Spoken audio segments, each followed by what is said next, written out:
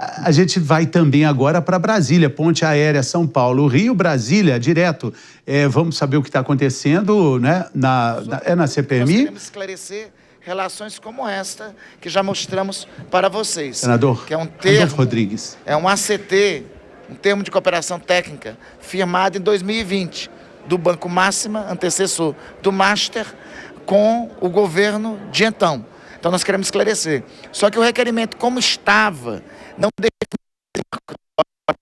estabelecia esse marco temporal, não se reportava a questão dos consignados. Então, por isso, nós pedimos o ajuste do requerimento, ele voltará à pauta para ser deliberado no dia 26, com o nosso acordo e com o nosso apoio. Tem uma estratégia do governo para tentar desvincular a imagem do presidente Lula, que é uma coisa que a oposição pretende explorar, em relação a isso? A imagem do Lula nunca esteve vinculada com isso. A investigação ocorreu nesse governo e foi omitida no governo anterior. Então, não teve... Quem investigou, quem apurou que o Ministério da Justiça não fez, foi o governo Lula.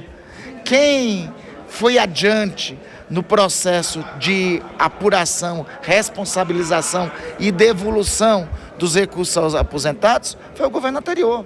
No governo anterior, o roubo estava em curso. E nem um centavo foi ressarcido aos aposentados que estavam sendo lesados. Os aposentados começaram a ser ressarcidos neste governo. Os responsabilizados estão sendo punidos a partir das investigações da Polícia Federal e da CGU desse governo. Quem tem que correr atrás de justificar é a oposição, que tem a digital nessa fraude.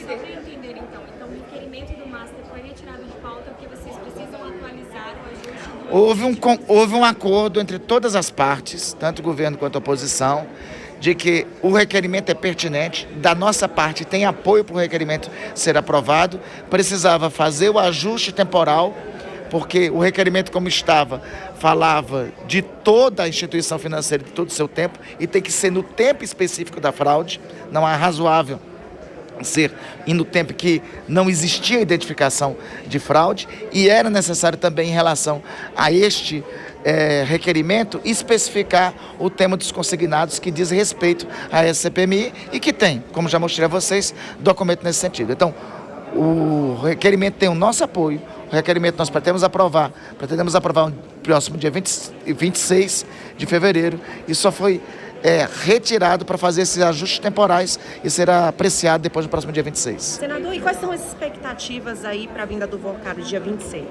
Eu acho que ele tem que esclarecer muita coisa, eu acho que ele pode contribuir muito com a CPI. Mais uma vez, tem que explicar como é que foi firmado, por exemplo, esse ACT. Tem que explicar quais eram as relações dele com o governo anterior, com ministros do governo anterior. Tem que explicar por que o presidente do Banco Central, Roberto Campos Neto, não interviu no banco, como fez Gabriel Galípolo. Então, tem muitas perguntas a serem feitas.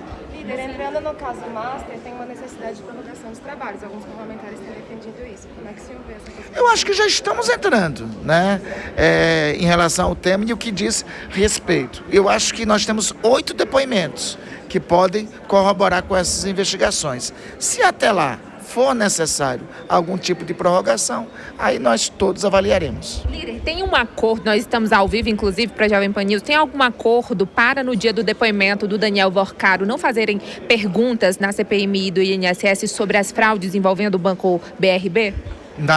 Comigo não fizeram acordo nenhum, e nem aceitaria acordo desse tipo. Nós queremos...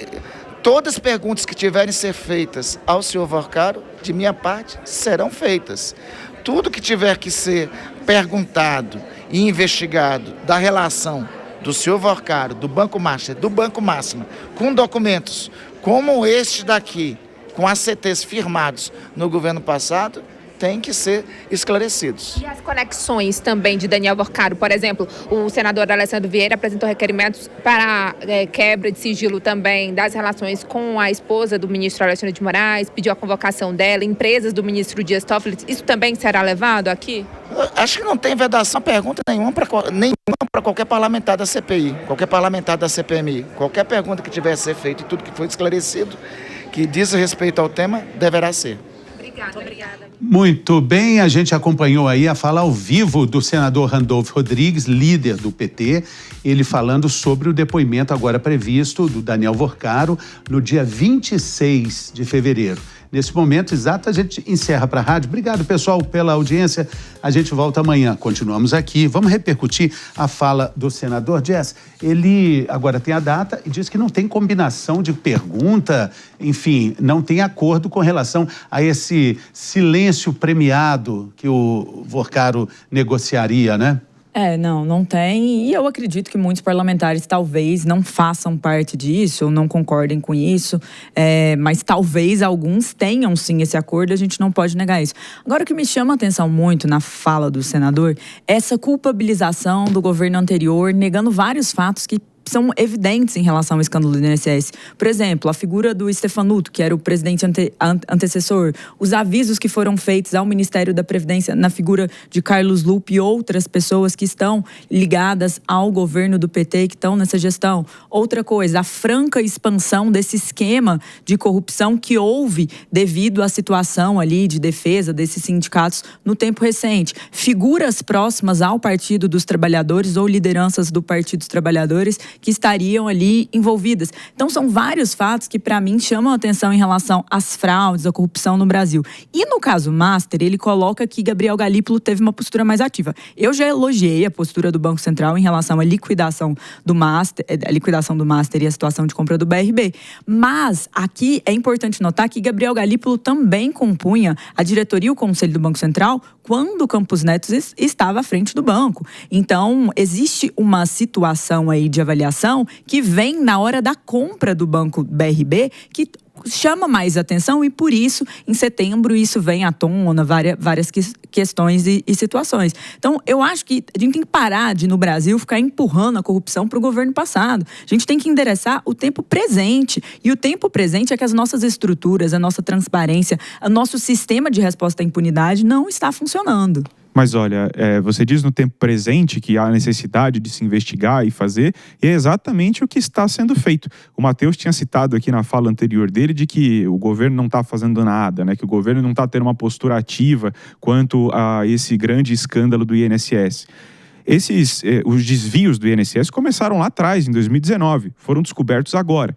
O governo tomou uma postura ativíssima de ir para cima e resolver, vai reaver o dinheiro dos aposentados, como já está fazendo, que é algo que em primeira instância precisava ser corrigido, já que os descontos já foram realizados. Agora, as investigações estão andando, coisa que poderia ter sido feita no passado e não foi. É impressionante como no governo Lula as coisas estão sendo descobertas, a corrupção está sendo desmascarada, a gente está indo para cima de diversos escândalos e, no fim das contas, a culpa recai sobre o próprio governo Lula. O fantástico mundo de Henrique é encantador. O que me assusta é a pessoalização. Por exemplo, você está com uma imagem do Lula aí. De estimação, né? Essa aqui é a sua, eu trouxe para você. Mas existe muita personalização. Existe um olhar que ignora a expansão do escândalo. Aconteceu nesse governo, é fato. Começou em 2019. Mas a expansão não é sobre Lula e Bolsonaro. É sobre o aspecto da corrupção no nosso país. E as pessoas ficam tão viciadas na imagem de um político. Olha aqui, meu ídolo. Que adota como de estimação. Ele vira uma celebridade, alguém acima de tudo, não dá. Eu preciso dizer o seguinte, que a gente fez uma enquete, a gente está já caminhando aqui na nossa reta final. Lembra da enquete quando começou o programa? A gente está falando de confiança no sistema bancário, a gente está perguntando, o Banco Master, toda essa situação afetou sua confiança no sistema bancário? Está com medo de deixar seu dinheiro investido, guardado? Você tem confiança nisso? Aí você, em casa, no carro, no trabalho, no mundo, respondeu pra gente. A gente tem aí uma música de suspense, Glauco Show. A voz do povo. E aí, o Banco Master afetou sua confiança com o sistema bancário brasileiro? Resultado, me diz aí, Ellen Manager. Olha, hein? Quantos por cento? Sim. 80% dos votos dizendo sim, isso afetou a minha confiança no sistema bancário. Mais um alerta para a Febraban, para o Banco Central, né, fazerem campanhas de conscientização, enrijecerem a regulação, né, Fernando? Para que isso não se repita. O sistema financeiro como um todo não pode sofrer assim. E que quem vê aí um produto financeiro oferecendo muito acima do normal, não entre nele. Manda esmola muito. Não tem almoço de graça nem no banco. Nem no banco. Quando a esmola é muito, o santo desconfia. Só que tem uma coisa. Nem o cafezinho do banco é de graça? Também no Profim, mas quebremos a cultura do levar vantagem demais, né, Fernando? Exatamente. Olha, eu quero despedir, agradecer a enorme audiência, muito obrigado pelo carinho, pela gentileza, pela companhia, muito obrigado. Amanhã, adivinha, a gente está de volta às 10 da manhã aqui, te esperando por aqui também. Valeu, pessoal, boa quinta-feira, tchau!